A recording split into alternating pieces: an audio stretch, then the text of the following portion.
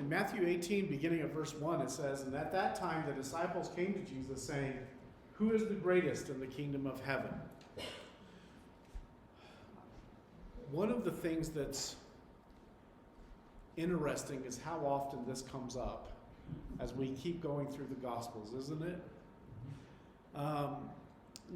We're not sure exactly from this passage by itself what inspired this question. So a lot of people go to a passage, Mark 9, that is very similar in some ways, where the disciples have been arguing about which one of them was the greatest. But Matthew doesn't give us that background in this. And so by doing that, they argue that this is really the disciples asking, which one of us is the greatest? That's not outside the realm of possibility, is it? But because it was such an often recurrent discussion among the disciples, I don't know that we have to say they're the same event, do you? So Matthew has them asking a very specific question. I'm just going to go with that. Who's the greatest in the kingdom of heaven? So if you put yourself at that time as a Jew, and you were thinking about the kingdom of heaven, who would you think of as being greatest? Would you pick Abraham? Because he's the one that got all those promises from God, and he's the one that had faith. Would you pick Abraham? Or maybe Moses? Because the law came through Moses, and everything that they focused on was through Moses. Israel, Jacob, Isaac, Jacob, Abraham, Isaac, Jacob, Israel got his name changed, named after them. All the tribes come from that one. Maybe there's hints in Matthew, the 16th chapter, when Jesus asked the disciples, "Who do men say that I am?" And what were their answers? John the Baptist, which I think that would be an outside choice for most of us, right? But John the Baptist was apparently very amazing to be named in this company. Elijah. And certainly Elijah, there's no prophet quite like Elijah with all the miracles and things that he did. Jeremiah, great teaching at a time of difficulty. Who would you say is the great? Can you see how this would be a debate among them about which one of all of those is the greatest in the kingdom of heaven? But why would they ask that? We don't know. But we do tend to have that struggle, don't we, of asking who's the greatest. I guess part of what disturbs me about it is they asked this question to Jesus. Matthew, the 16th chapter's already happened, and that's the passage where Peter says, when Jesus asks, "Who do you say that I am?" What is Peter's reply? "You are the Christ, the Son of God," right? They've admitted he's the Messiah, the one the whole Old Testament was telling them, this is the one who's coming. And they go to him, and they say, well, who's the greatest? Maybe it's one of those situations where they assumed he was the greatest and they didn't include him, but I don't know. Maybe they didn't recognize him as the king of the kingdom. Maybe it wasn't quite clear to them exactly who this was. Why does it matter who's the greatest? If you go through all that list of Abraham and Moses and Elijah, why does it matter who the greatest is? It tells you the problem we have, that we put so much emphasis on that thought. Who's the greatest? And we do it whether it's in sports or in politics or acting or in combat. We love to debate among ourselves who is the greatest. And Jesus answers that by doing something that I think is completely unexpected. And calling to him a child, he put him in the midst of them and said, "Truly I say to you, unless you turn and become like a child, you will never enter the kingdom of heaven. Whoever humbles himself like this child is the greatest in the kingdom of heaven." Anybody here think the disciples thought that was going to be Jesus' answer? I mean, there's a part of us where I feel like we would say to them, if I were Jesus, well, if Jesus were like I am, I don't know how to say that. My reply, if they came to me and I was Jesus, and they said, who's the greatest in the kingdom? I am, obviously, right? I'm the Son of God. You should know this. It should be obvious to you. But he doesn't do that. And he doesn't pick any of the ones that they think would be the greatest. He certainly doesn't pick any of those 12 for who's the greatest in the kingdom of heaven. So this answer has to come out of nowhere to them, that he calls a child to him. Greatness is not determined the way that we often think it is, or that we've been taught to think that it is. Greatness is different in God's eyes than it is in human eyes, because we focus on accomplishment and impact or wealth or success, fame. And Jesus calls a child to him as an example. And I think that's just the opposite of what the disciples expected, and really most of us would expect also, if we were not familiar with this. Just the opposite. And why is it the opposite? Because I think children are often dismissed or overlooked. It's not that we don't care about kids, but they don't count when it comes to some things, right? So there's kind of a part of us that does that. Jesus was very specific about the example of this child. And the example that he gives is in verse 4, that he humbles himself. Whoever humbles himself. Now, we can spend a lot of time talking about how and why children are humble. And probably that lesson's coming, but this lesson didn't go the way I thought it was going to when I started. Children know their limits to some extent. They know they're limited in knowledge, in strength. They know they can't reach the cookie jar that's up on the shelf. They have to get help. You know, they know those limitations to some extent. But you know, a lot of times when we read this passage, we kind of idealize the children too, right? But there's a reason there's a cliche called the terrible twos, right? That sometimes kids can be really selfish and cry and whine and things like that. So when we look at this, we have to look for the balance in there.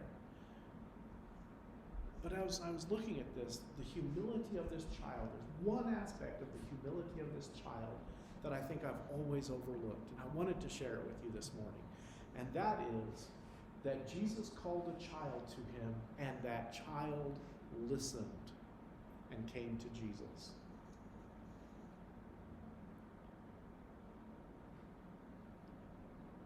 Maybe that's really super simple. I don't know. Is there a part of you that would say to yourself, but, you know, if Jesus called a child, of course the child would come. Why do we assume things like that?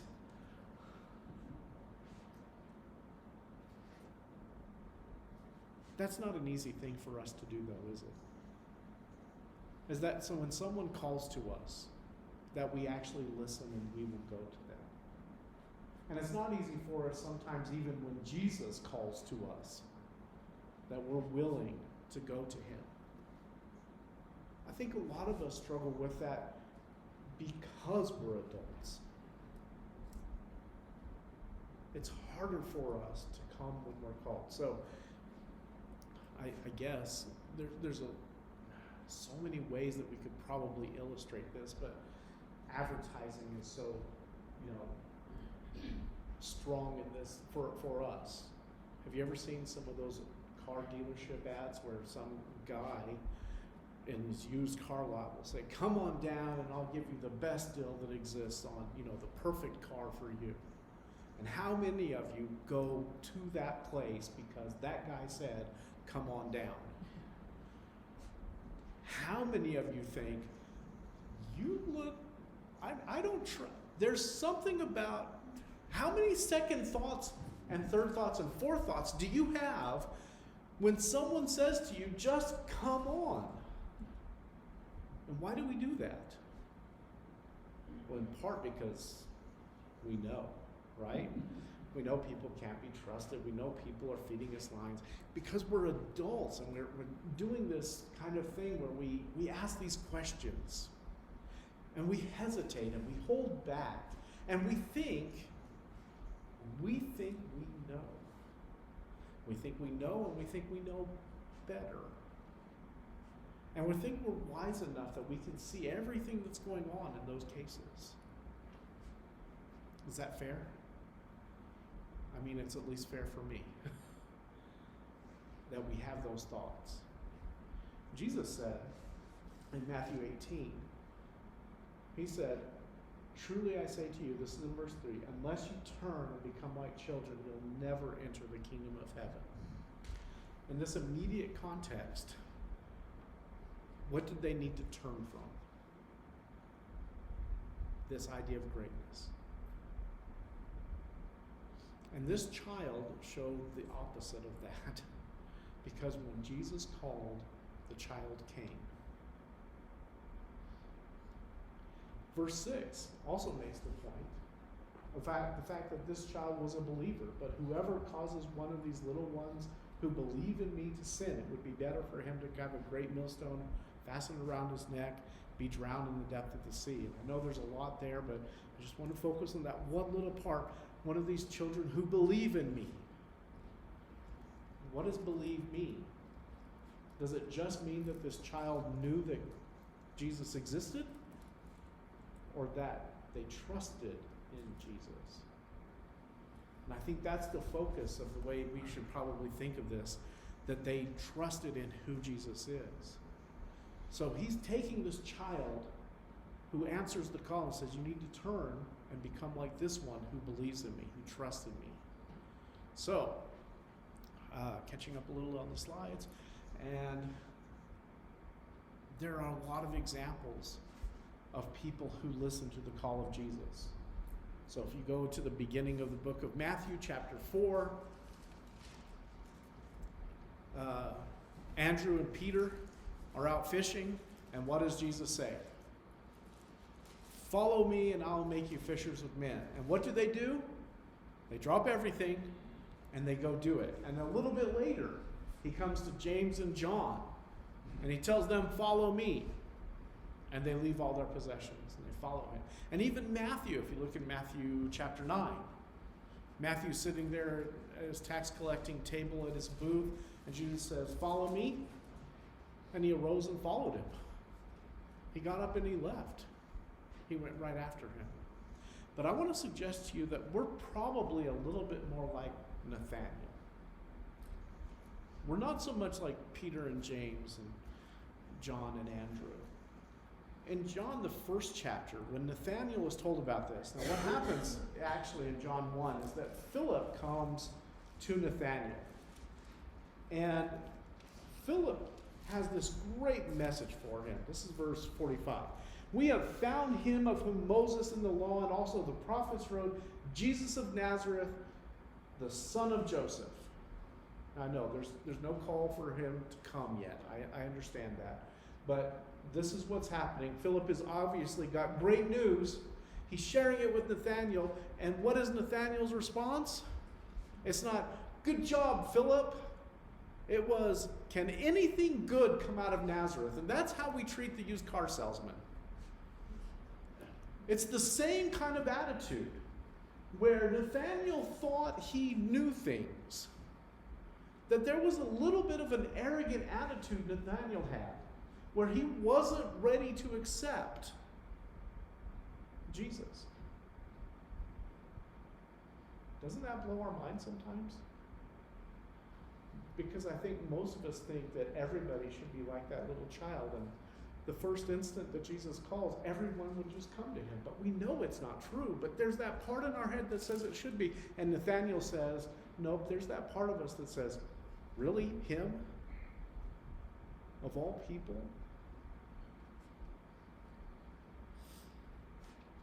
Jesus sees Nathanael coming towards him. So Philip, I missed that part. Philip said, come and see. That's where the come is, right? I love that Philip did that. Philip doesn't argue with him. Philip just says, come on, I'll show you. And he's shown that. Jesus sees Nathanael coming. He says, here's an Israelite in whom is no guile. And Philip says, how did you know me? He said, I saw you under the tree. And Nathanael says, wow. And essentially he says, Rabbi, you truly are the Son of God, the King of Israel. Who are you more like? Are you more like Peter, who just dropped everything and followed? Or more like Nathanael, and you ask questions? Come. Little child called, and he came. I love the example of Zacchaeus, though, because Zacchaeus adds that idea of the turning into this idea of coming. Remember the story of Zacchaeus? He was also a tax collector, so excited about seeing Jesus. He climbs into the tree, and Jesus comes to him and says, Zacchaeus, hurry and come down. I'm going to be at your house today.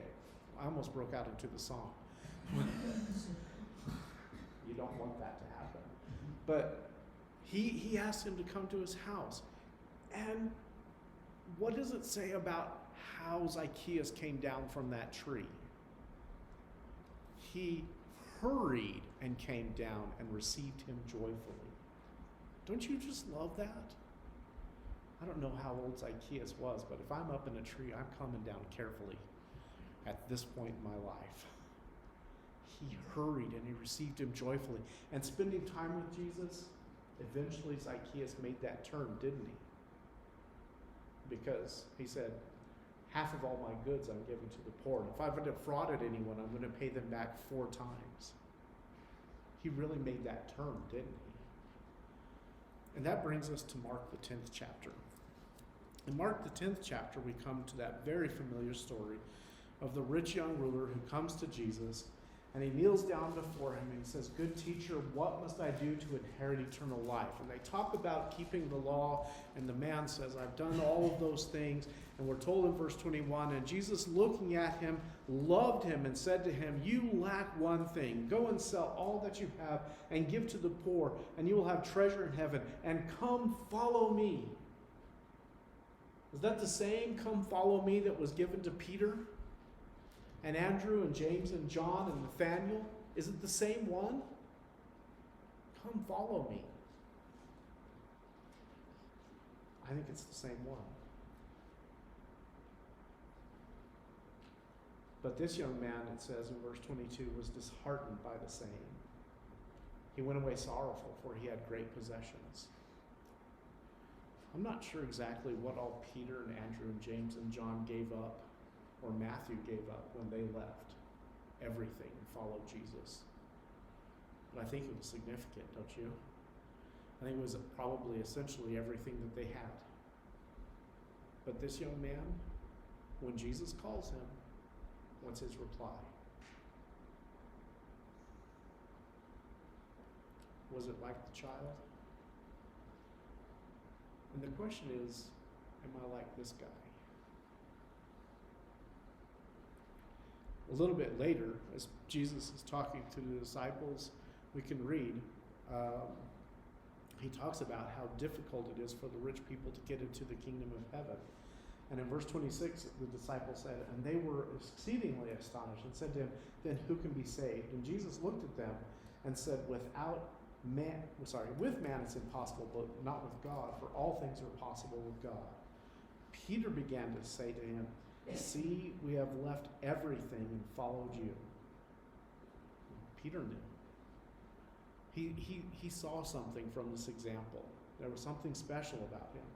Jesus said, truly I say to you, there's no one who's left house or brothers or sisters or mother or father or children or lands for my sake and for the gospel, who will not receive 100-fold now in this time houses and brothers and sisters and mothers and children and lands with persecutions, and in the age to come eternal life. But those who are first will be last, and the last first. You know what's interesting about the call of Peter is the offer was, follow me and I will make you fishers of men. Not, follow me And even though you lose everything, you're going to get a lot more back. Right? This promise for all these other things, Peter left without hearing those words. And yet he made that choice. He left all and he followed him. And that brings us to Luke 14, the passage that Jack read for us earlier. The parable that Jesus tells about the king having a great banquet. And it's hard not to miss in this parable that Jesus is talking about the kingdom of heaven, that he's the king. He's inviting people to the banquet, the great wedding feast. So the man comes and says, "Blessed is everyone who will eat in the kingdom of heaven." And it says, "But he said to him, a man once gave a great banquet and invited many, and at the time for the banquet, he sent his servant to those who had been invited, 'Come, for everything is now ready.'" Everything is ready. Come, the time is right. And what does it say happened? But they all alike began to make excuses. They all made excuses. I've bought a field. I have the oxen. I've got this wife. Therefore, I can't come. Therefore, have me excused. I have these things happening. That's what the kingdom of heaven is like, and this tells us why we're not like the child. The child, when called, came to Jesus. But we're more like these guys than we are like the child. And I'm not talking just about the first time that we're called, but about that call from Jesus every day to be his follower. Also, do you notice this isn't really an absolute refusal? Maybe later I can come, right? After I've settled the oxen, the wife, and the field. Maybe after all those things, maybe then. We're really good at that delaying tactic, aren't we? Maybe later. But these people didn't leave everything. The child, what do you think that child was doing when Jesus called him? Playing. Kids play, right? He left whatever he was doing and came to Jesus. And that's the hardest thing for us to do, is to let go and to truly trust Jesus. And that's not a one-time choice. That's something I choose each and every day. In Matthew 22, there's a very similar parable. It's not exactly the same. The focus of it is much greater. But the kingdom of heaven is compared to a king who has a wedding feast. He sent out invitations for all of his servants to come, and they would not come. Just because Jesus calls doesn't mean we always even answer. Sometimes we don't even bother making excuses. We just don't show up when Jesus calls us. Over and over in the scriptures, we find this calling. Isaiah 55 is an amazing one to me.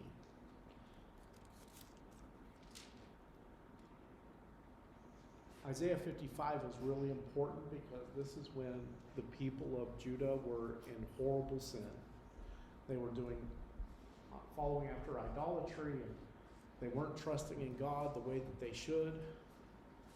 And he says to them, "Come, everyone who thirsts, come to the waters. He who has no money, come and buy and eat. Come buy wine and milk without money and without price. Why do you spend your money on that which is not bread, and your labor for that which does not satisfy?" Do you hear why he's saying, "Come to me"? I'm offering you all these things. It's without money, but you're spending on your money on things that don't last. Who do we go to? Verse 3, "Incline your ear and come to me. Hear that your soul may live, and I will make an everlasting covenant, my steadfast sure love for David. Behold, I made him a witness to the peoples, a leader and a commander of the peoples. Behold, you shall call a nation that you do not know, a nation that you don't know, you shall run to you, because Jehovah your God, the Holy One of Israel, for he has glorified you. I love that he brings up the example of David, don't you? David was a man after God's own heart. Doesn't mean he wasn't without faults. It means that he sought God. He came when he was called. Jesus makes this offer in John the 7th chapter.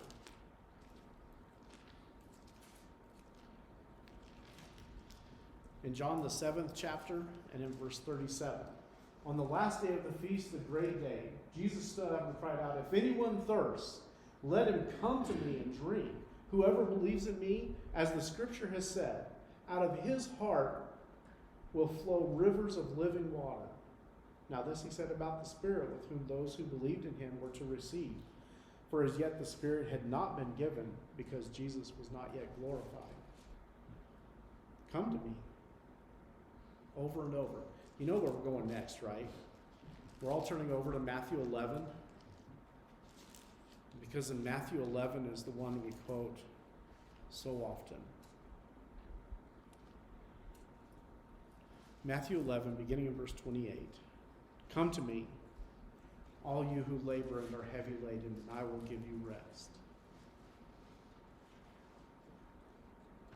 Come to me like a child, that when I call, that's where you want to be, with the lap of Jesus, sitting there with him in the midst of his disciples. Come to me, all you who labor and are heavy laden, and I will give you rest. Take my yoke upon you and learn from me, for I am gentle and lowly in heart, and you'll find rest for your souls. For my yoke is easy and my burden is light. Look, there's a lot of things in the world that are calling to us.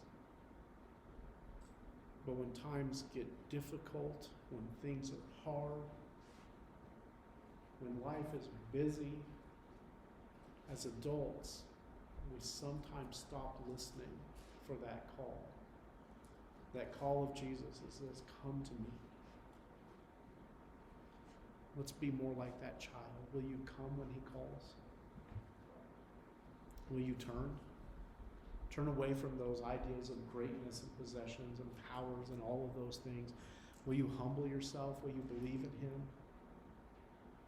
When Jesus calls, be like that child and come to him. Perhaps you need our prayers or help this morning. Perhaps you believe that Jesus is the Christ and you're ready to tell us that you believe in him and be baptized and have your sins washed away. If you have those desires, please come forward as we stand and sing.